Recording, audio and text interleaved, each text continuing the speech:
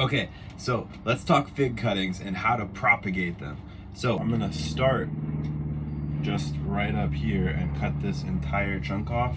So that's a node, that's a node, that's a node, that's a node. So we can take this piece and so we have our cuttings now. These are all between like 6 to 8 inches. They're a little bit irregular, it's fine. We're gonna get these guys, get them cleaned up with some hydrogen peroxide. So you have your bag or you have your cuttings. You wanna get like a tub. You can do plastic cups, you can do like old yogurt containers, whatever else for your soil. Fill it with a light mix. So the goal here is to treat it like a seed starting mix. And we don't want any like nutrients or whatever else. So I use coco coir. Coco coir and then some perlite is really good as well. You can also do it with like a coarse sand, that kind of thing. So you have your container, and then I'm just taking my cuttings. And if you have rooting hormone, you can use it. If you don't, it's fine. I use the powdered kind, but I also use Clonex. I don't find much of a difference between the two. So the internet doesn't fuss at me, I'll put this in a separate container. Just take it, empty out a little bit. And you're gonna find the section of the cutting that is facing, like we don't want the buds to face down into the dirt. The buds, you can see that, need to point up. We don't want this plant to grow into the soil. We want the leaves to grow out. I just need to bring it up to trim it under a node like that.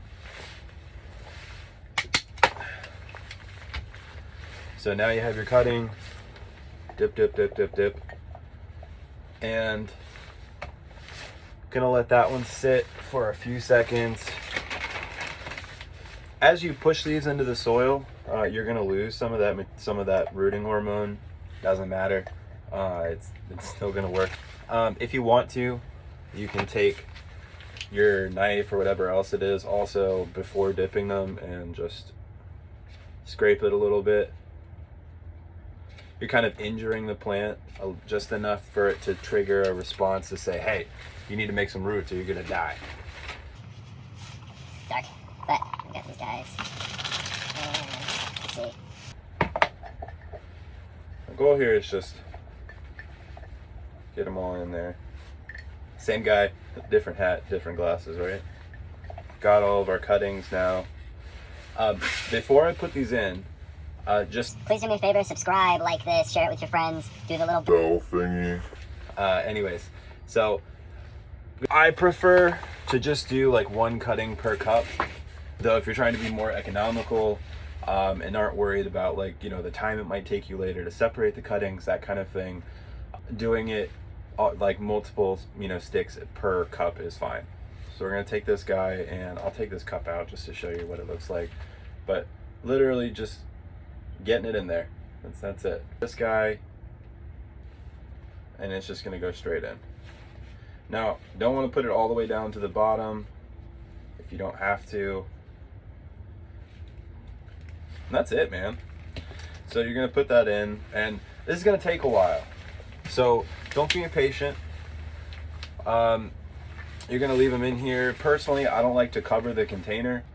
There's one thing that's really important here about this method is that it needs some bottom heat, and we don't want to like overly cover the cuttings with you know, something, because we want root growth, not top growth, especially right now. Like if you're doing this in December or January, top growth is bad. We want to encourage the root growth. So I get like heat mats for this. So this will go on a heat mat, like 70 to 80 degrees, so that the soil is warm, but the cutting on the top is cold.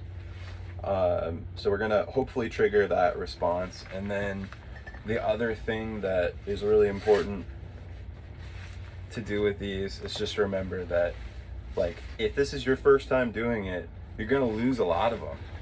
Like the success rate for doing cuttings of anything, if you're brand new to it, just like anything in life without practice. So do a lot, you know, do a lot and figure out what works for you. I know plenty of people who don't even go through all this trouble. They just take it, jam it in the dirt, that's it. You can also do this like at the early summer, and you can root it like that season.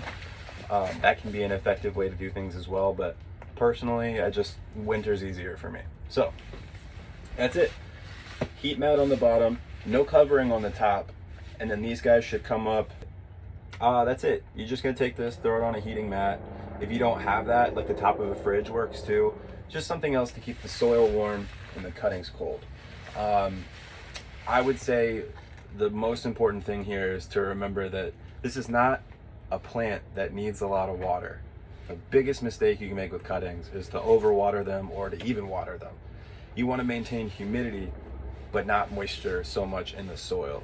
So good luck. Let me know how yours goes, and we'll check in with these in about March or so. Bye.